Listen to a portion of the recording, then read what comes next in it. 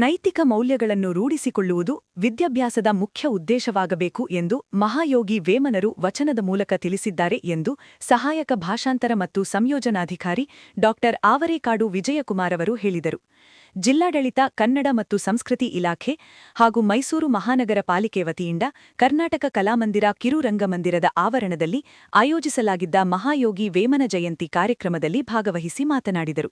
ಮಹಾಯೋಗಿ ವೇಮನರು ಸಮಾಜದ ಅಂಕುಡೊಂಕುಗಳನ್ನು ವಚನಗಳ ಮೂಲಕ ತಿದ್ದಿ ಶ್ರೀಸಾಮಾನ್ಯರಿಗೆ ಬೇರೆಯವರಿಗೆ ದಾರಿದೀಪವಾಗಿದ್ದರು. ವೇಮನ ವಚನಗಳು ಜನಸಾಮಾನ್ಯರಿಗೆ ಹಾಗೂ ಮುಂದಿನ ಭವಿಷ್ಯದ ಮಕ್ಕಳಿಗೆ ಮಾರ್ಗದರ್ಶನ ನೀಡಲಿದೆ ಎಂದು ಹೇಳಿದರು. ನೋಡಿ, ಸಾಮಾನ್ಯವಾಗಿ ವೇಮನ ಅಂದ ತಕ್ಷಣ, ಮಹಾಯೋಗಿ ವೇಮನರು ಅಂದ ತಕ್ಷಣ ನಮಗೆ ಕಣ್ಣಿಗೆ ಗೋಚರ ಆಗೋದು ಒಂದು ದಟ್ಟವಾದ ಅರಣ್ಯ. ಆ ಅರಣ್ಯದಲ್ಲಿ ಒಂದು ದೊಡ್ಡ ಮರದ ಕೆಳಗೆ ಒಬ್ಬರು ಏಕಾಂಗಿಯಾಗಿ ಕುಳಿತಿರ್ತಾರೆ. ಅದೇ ಚಿತ್ರವನ್ನು ನೀವು ನೋಡ್ತಾ ಇದ್ದೀರ. ವೇಮನರು ಅಂದ ತಕ್ಷಣ ಸಾಮಾನ್ಯ ಜನಕ್ಕೆ ಅವರ ಮನಸ್ಸಿಗೆ ಬರುವಂಥದ್ದು, ಕಣ್ಣಿಗೆ ಕಾಣುವಂಥ ಚಿತ್ರ ಅವರು ಅರಣ್ಯದಲ್ಲಿ ಏಕಾಂಗಿಯಾಗಿ ಧ್ಯಾನ ಒಂದು ಭಂಗಿಯಲ್ಲಿ ಕುಳಿತಿರುವಂಥದ್ದು, ಜೊತೆಗೆ ಧ್ಯಾನಸ್ಥರಾಗಿರುವಂಥದ್ದು ಚಿತ್ರ ಮಾತ್ರ ನಮಗೆ ಬರ್ತದೆ. ಬೇರೆ ಯಾವ ಚಿತ್ರವನ್ನು ನಾವು ನೋಡೋದಕ್ಕೆ ಸಾಧ್ಯವಿಲ್ಲ. ಅಷ್ಟು ಪರಿಪೂರ್ಣವಾದ ರೀತಿಯಲ್ಲಿ ನನ್ನ ಸಮಾಜಕ್ಕೆ, ನನ್ನ ಶ್ರೀಸಾಮಾನ್ಯರಿಗೆ ತನ್ನ ಸ್ವಂತ ಜೀವನವನ್ನು ತ್ಯಾಗ ಮಾಡಿ ಬೇರೆಯವರ ಬದುಕಿಗೆ ದೀಪ ಆಗಿರುವಂಥದ್ದು. ಈಗಾಗಲೇ ನಮ್ಮ ಜಿಲ್ಲಾಧಿಕಾರಿಯವರು ಹೇಳಿದರು ಆ ಮಾತನ್ನ, ದೀಪದ ಮಹತ್ವವನ್ನು ಅವರು ಸಾರಿದ್ದಾರೆ ಅಂತ. ದೀಪ, ಜ್ಯೋತಿ, ಜ್ಞಾನಿ ವೇಮನ. ಇಂಥ ಒಂದು ವಿಶೇಷ ಸಂದರ್ಭದಲ್ಲಿ ನಾವೆಲ್ಲರೂ ಇಲ್ಲಿ ಬೆರೆತು ಅವರ ಬಗ್ಗೆ ಒಂದೆರಡು ವಿಷಯಗಳನ್ನ ತಿಳಿದುಕೊಳ್ಳುವ ಸಂದರ್ಭದಲ್ಲಿ, ಮತ್ತೆ ಅವರನ್ನ ನಾವು ಪೂಜಿಸುವ ಈ ಕಾಯಕ ಏನಿದೆ ಇದು ಪ್ರತಿನಿತ್ಯ ನಡೀಬೇಕಾಗ್ತದೆ. ಇಂಥ ಆದರ್ಶವಾದಿಗಳು, ಇಂಥ ಮಹಾಯೋಗಿಗಳ ಆಶೀರ್ವಾದ ಇವತ್ತಿನ ನಮ್ಮ ಕಾಲಘಟ್ಟದಲ್ಲಿ, ನಮ್ಮ ಪ್ರಸ್ತುತ ಸಮಾಜದಲ್ಲಿ ತುಂಬಾ ಅವಶ್ಯಕತೆ ಇದೆ. ನಾವೆಲ್ಲರೂ ಇಂಥವರ ಒಂದು ಮಾರ್ಗದರ್ಶನದಲ್ಲಿ ಮುಂದಾಗೋಣ. ಜೊತೆಗೆ ಅವರುಗಳು ನೀಡಿರುವ ಈ ಒಂದು ಸಿದ್ಧಾಂತಗಳೇನಿವೆ, ಬದುಕಿನ ಮಾರ್ಗಗಳೇನಿದ್ದಾವೆ, ಅವುಗಳನ್ನು ನಾವು ಅನುಸರಿಸ್ತಾ ಹೋಗ್ಬೇಕು ಅಂತ ನನ್ನ ಮಾತನ್ನ ಆರಂಭಿಸ್ತೇನೆ. ಆದ್ಮೇಲೆ ಒಂದು ಮಾತನ್ನು ನಾನು ಇಲ್ಲಿ ಹೇಳಬೇಕಾಗ್ತದೆ. ವೇಮನರೇ ಸಾಟಿ.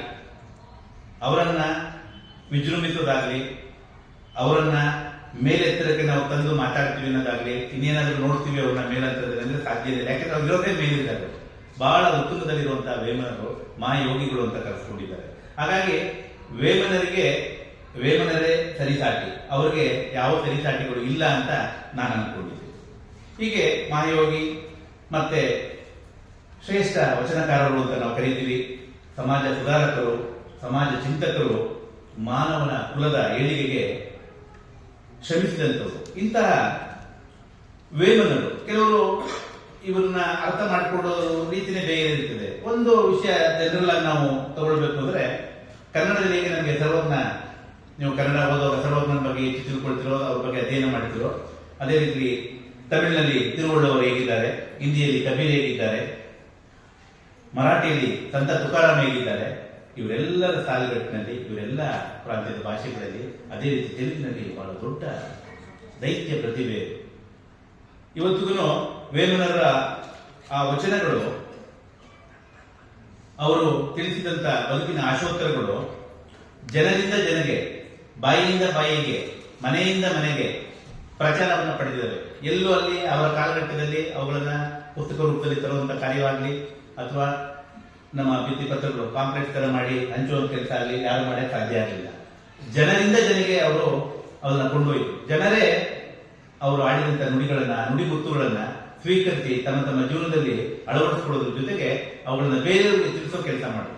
ಇದು ಒಂದು ಶ್ರೇಷ್ಠವಾದ ಕೆಲಸ. ನೋಡಿ, ವಾಮನರು, ನಮ್ಮ ವೇಮನರು ಏನು ನುಡಿತಾರೆ, ಅವರು ನುಡಿದಂತದನ್ನ ಜನರೇ ಅನುಸರಿಸಿ ವೇಮನರಿಗೆ ಗೌರವ ಕೊಡ್ತಾ ಹೋಗ್ತಾರೆ ಸಮಾಜದಲ್ಲಿ. ಈ ನೆಲೆಯಲ್ಲಿ ನಾವು ನೋಡಿದ್ರೆ, ನಾವು ಈಗಿನ ಬದುಕು ನಡೆಸುತ್ತಿರುವಂತ ಈ ಸಂಘರ್ಷದ ಜಂಜಾಟದಲ್ಲಿ ಪ್ರಭುತ್ವ, ಪ್ರಾಯೋಜಿತ ಕೋಮುವಾದ, ಜಾಗತೀಕರಣ, ಪ್ರಾದೇಶಿಕತೆ, ಭಯೋತ್ಪಾದನೆಗಳು ಹೆಚ್ಚಾಗಿ ಹೋಗಿದೆ. ಇವೆಲ್ಲವೂ ನಮ್ಮ ಮಣ್ಣಿನವೇ, ಇವು ನಮ್ಮೊಂದಿಗೆ ಹುಟ್ಟಿದವೆ ಅಂತೇಳಿ ನಮ್ಮ ಮಣ್ಣಿನೊಂದಿಗೆ ಎಲ್ಲ ಬೆರೆತು ಹೋಗ್ಬಿಟ್ಟಿದ್ದಾರೆ. ಇಂಥ ಒಂದು ಕಾಲಘಟ್ಟದಲ್ಲಿ ನಾವು ಇವತ್ತು ಜೀವನ ಮಾಡ್ತಾ ಇದ್ದೇವೆ. ಇಂಥ ಪರಿಸ್ಥಿತಿಯಲ್ಲಿ ನಾವು ಇರುವಾಗ ಬದುಕಿನಲ್ಲಿ ಒಂದಿಷ್ಟು ಸಮಾಧಾನಕರ ಬದುಕನ್ನ ಅಥವಾ ಒಂದಿಷ್ಟು ಆಸೆ ಆಕಾಂಕ್ಷೆಗಳನ್ನ ಇಟ್ಕೊಂಡು ಜೀವನ ಸಾಗಿಸಬೇಕು ಅಂದ್ರೆ ಅದಕ್ಕೆ ವೇಮನರ ವಚನಗಳು ಸಾಕ್ಷಿಯಾಗ್ತವೆ. ಈ ನೆಲೆಯಲ್ಲಿ ನಾವು ಅವಲೋಕಿಸ್ತಾ ಹೋದ್ರೆ ಬುದ್ಧ, ಬಸವ, ಅಂಬೇಡ್ಕರ್, ಕುವೆಂಪು ಇವರ ಎಲ್ಲ ತತ್ವಗಳನ್ನು ನಾವು ಆಧಾರವಾಗಿಸಿಕೊಂಡು ನೋಡ್ತಾ ಹೋಗ್ಬೋದು. ಎಲ್ಲರೂ ಕೆಲಸವನ್ನು ನಿರ್ವಹಿಸಿರುವಂಥದ್ದು, ಎಲ್ಲರೂ ಮಾನವೀಯತೆಯನ್ನು ಸಾರಿರೋದು ಸಮಾಜದ ಒಳಿತಿಗಾಗಿ, ಶ್ರೀಸಾಮಾನ್ಯರ ಬದುಕಿಗಾಗಿ. ಎಲ್ಲರೂ ಒಳ್ಳೆಯದಾಗಬೇಕು, ಉತ್ತಮ ಜೀವನವನ್ನು ನಡೆಸಬೇಕು ಅನ್ನೋ ಒಂದೇ ಒಂದು ಉದ್ದೇಶದಿಂದ ಎಲ್ಲರೂ ಈ ರೀತಿಯಲ್ಲಿ ಇತಿಹಾಸದಲ್ಲಿ ತಮ್ಮ ತಮ್ಮ ಬದುಕಿನ ಆ ಒಂದು ಕಾಲಘಟ್ಟದಲ್ಲಿ ತಮ್ಮ ತತ್ವಗಳನ್ನ, ಸಿದ್ಧಾಂತಗಳನ್ನ ಪಾಲಿಸಿ ಅಂತೇಳಿ ಸಮಾಜವನ್ನು ಕಟ್ಟಿ ಒಳ್ಳೆ ಮನುಷ್ಯರಾಗಿ ಬದುಕಿ ಅಂತ ಹೇಳ್ತಾ ಹೋದ್ರು. ಅದರಲ್ಲಿ ವೇಮನರು ಬಹಳ ಪ್ರಮುಖರಾಗಿ ಕಾಣ್ತಾರೆ. ಅಪರ ಜಿಲ್ಲಾಧಿಕಾರಿ ಡಾಕ್ಟರ್ ಪಿ ಶಿವರಾಜ್ ಅವರು ಮಾತನಾಡಿ, ಮನುಷ್ಯ ಸಮಾಜದ ಒಳಿತಿಗಾಗಿ ಜೀವನ ನಡೆಸಿದರೆ ಜನರಿಗೆ ಶಕ್ತಿಯಾಗಿ ಜನರ ಮನಸ್ಸಿನಲ್ಲಿ ದೈವತ್ವ ಭಾವನೆಯನ್ನು ಬೆಳೆಸಿಕೊಳ್ಳುತ್ತಾರೆ. ಮಹಾಯೋಗಿ ವೇಮನ ಅವರು ಕೂಡ ಸಮಾಜದಲ್ಲಿ ದೈವತ್ವ ಭಾವನೆಯನ್ನು ಬೆಳೆಸಿಕೊಂಡಿದ್ದಾರೆ ಎಂದು ಹೇಳಿದರು. ಮನುಷ್ಯರಾಗಿ ಹುಟ್ಟುತ್ತಾರೆ, ಮನುಷ್ಯರಾಗಿ ಬೆಳೀತಾ ಬೆಳೀತಾ ದೈವತ್ವವನ್ನು ಪಡೀತಾರೆ. ಮನುಷ್ಯನಿಗೆ ಇರತಕ್ಕಂತಹ ಕಟ್ಟುಪಾಡುಗಳನ್ನು ಮೀರಿ ದೈವತ್ವವನ್ನು ಪಡ್ಕೊಂಡು ದೇವರಾಗುವ ಮಟ್ಟಕ್ಕೆ ಅವರು ಬೆಳೀತಾರೆ. ದೇವರಾಗುವುದು ಅಂದ್ರೆ ಏನು? ಆಶೀರ್ವಾದ ಕೊಡೋದಾ ಅಥವಾ ಪ್ರತ್ಯಕ್ಷ ಆಗೋದಾ? ನೀವು ಕೇಳಿದ್ದನ್ನೆಲ್ಲ ದಯಪಾಲಿಸ ವರ ಕೊಡೋದಾ? ಅಲ್ಲ. ವರ ಕೊಡೋದು, ಶಾಪ ಕೊಡೋದು ಆ ದೇವರಲ್ಲ. ಇಡೀ ಸಮಾಜಕ್ಕೆ ಬೆಳಕಿನ ರೂಪದಲ್ಲಿ ಯಾರು ಮಾದರಿಯಾಗಿ ಬದುಕ್ತಾರಲ್ಲ. ಈಗ ಒಂದು ದೀಪ ಹಚ್ಚೋದು, ನಾವು ಒಂದು ಉದ್ಘಾಟನೆ ಮಾಡಲಿಕ್ಕೆ ಯಾಕೆ ದೀಪ ಹಚ್ಚೋದು? ನೋಡಿ, ದೀಪಕ್ಕೆ ಜಾತಿ ಇಲ್ಲ, ದೀಪಕ್ಕೆ ಯಾವುದೇ ಅಸ್ಪೃಶ್ಯತೆ ಇಲ್ಲ. ಅದು ಬಡವ ಬಲ್ಲಿದ ಅಂತ ನೋಡಲ್ಲ, ಯಾರೋ ದೊಡ್ಡವನು ಬಂದ ಅಂತೇಳಿ ತಲೆಬಾಗಲ್ಲ, ಯಾರೋ ಚಿಕ್ಕವನು ಬಂದ ಅಂತೇಳಿ ಅದು ಆರೋಗಲ್ಲ. ಅದ್ರ ಕೆಲಸ ಏನು? ಕತ್ತಲೆಯನ್ನು ಹೋಗಲಾಡಿಸೋದು, ಬೆಳಕನ್ನ ಕೊಡೋದು. ಯಾರು ಕತ್ತಲಿನಲ್ಲಿ ಬದುಕನ್ನ ಕಷ್ಟಪಟ್ಟು ನರಳುತ್ತಾ ಇರ್ತಾರೆ ಅಂತವ್ರಿಗೆ ಬೆಳಕನ್ನ ತೋರಿ ಅವರ ಬದುಕನ್ನ ಹಸನಾಗಿಸ್ತಕ್ಕಂಥ ಕೆಲಸವನ್ನ ಬೆಳಕು ಮಾಡುತ್ತೆ. ಅದೇ ರೀತಿಯಲ್ಲಿ ಮನುಷ್ಯರಾಗಿ ಹುಟ್ಟಿದಂಥವರು ತಮ್ಮ ಇರ್ತಕ್ಕಂಥ ಸಮಾಜದ ಇತರ ಯಾರು ಇರ್ತಾರೆ, ಕಡುಬಡವರು ಇರ್ತಾರೆ, ಕತ್ತಲಿನಲ್ಲಿ ಬದುಕ್ತಕ್ಕಂಥವ್ರು ಇರ್ತಾರೆ, ಮೌಢ್ಯದಲ್ಲಿ ಬದುಕುವವರು ಇರ್ತಾರೆ. ಸೊ ಅವರೆಲ್ಲರನ್ನ ಮೇಲೆತ್ತಕ್ಕಂಥ ಕೆಲಸವನ್ನ ಬೆಳಕಿನ ರೂಪದಲ್ಲಿ, ಯಾವುದೇ ಜಾತಿ ಮತ ಧರ್ಮ ಭೇದ ಭಾವಗಳಿಂದ, ಬಡವ ಬಲ್ಲಿದ ಅಸ್ಪೃಶ್ಯತೆ ಏನೂ ಇಲ್ಲದೆ ಎಲ್ಲರಿಗೂ ಸಹ ಬೆಳಕಿನ ರೀತಿಯಲ್ಲಿ ಯಾರು ಸಹಾಯ ಮಾಡ್ತಾರೆ, ಯಾರು ಪ್ರೇರಣೆಯನ್ನ ನೀಡ್ತಾರಲ್ಲ, ಅವರು ದೈವತ್ವವನ್ನು ಪಡೀತಾರೆ.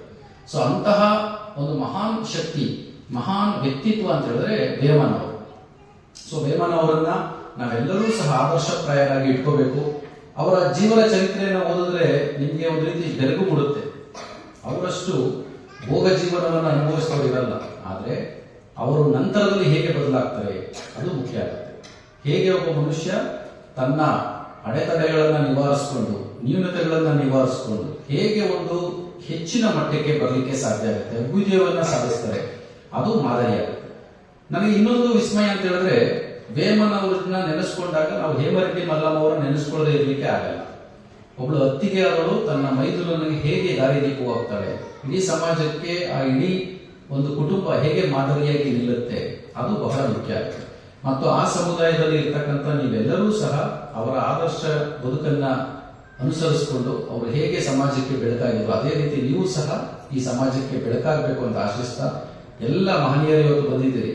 ಇಲ್ಲಿ ಜನಸಂಖ್ಯೆ ಮುಖ್ಯ ಅಲ್ಲ, 10 ಕಟ್ಟುವ ಕಡೆ ಒಂದು ಮುತ್ತು ಕಟ್ಟುವಂತ ಒಂದು ಗಾದೆ ಇದೆ. ನೀವು 10 ಜನ ಬನ್ನಿ, ಆದರೆ ನೀವೆಲ್ಲರೂ ಅವ್ರ ಬಗ್ಗೆ ಅಭಿಮಾನ ಇಟ್ಟು ಬಂದಿದ್ದೀರಿ. ಸೊ ಅದರಿಂದ ಇವತ್ತು ಯಾರ್ಯಾರು ಇಲ್ಲಿ ನೀವು ಹಾಜರಿದ್ದೀರಿ, ನಿಮ್ಮೆಲ್ಲರಿಗೂ ಸಹ ನಾನು ಜಿಲ್ಲಾಡಳಿತದ ಪರವಾಗಿ ಅಭಿನಂದನೆಗಳನ್ನ ಮತ್ತು ಕೃತಜ್ಞತೆಗಳನ್ನು ಅರ್ಪಿಸ್ತೇನೆ. ಕಾರ್ಯಕ್ರಮದಲ್ಲಿ ಹರಿಹರ ಎರೆಹೊಸಹೊಳ್ಳಿಯ ಶ್ರೀ ವೇಮಾನಂದ ಸ್ವಾಮಿ, ಕನ್ನಡ ಮತ್ತು ಸಂಸ್ಕೃತಿ ಇಲಾಖೆ ಸಹಾಯಕ ನಿರ್ದೇಶಕರಾದ ಡಾಕ್ಟರ್ ಎಂಡಿ ಸುದರ್ಶನ್, ಗಣ್ಯರಾದ ಪ್ರಭಾಕರ್ ರೆಡ್ಡಿ, ಚೆನ್ನಾರೆಡ್ಡಿ, ಶಾಂತರಾಜು, ಸುರೇಶ್, ಪ್ರಸನ್ನ ಮತ್ತಿತರರು ಉಪಸ್ಥಿತರಿದ್ದರು.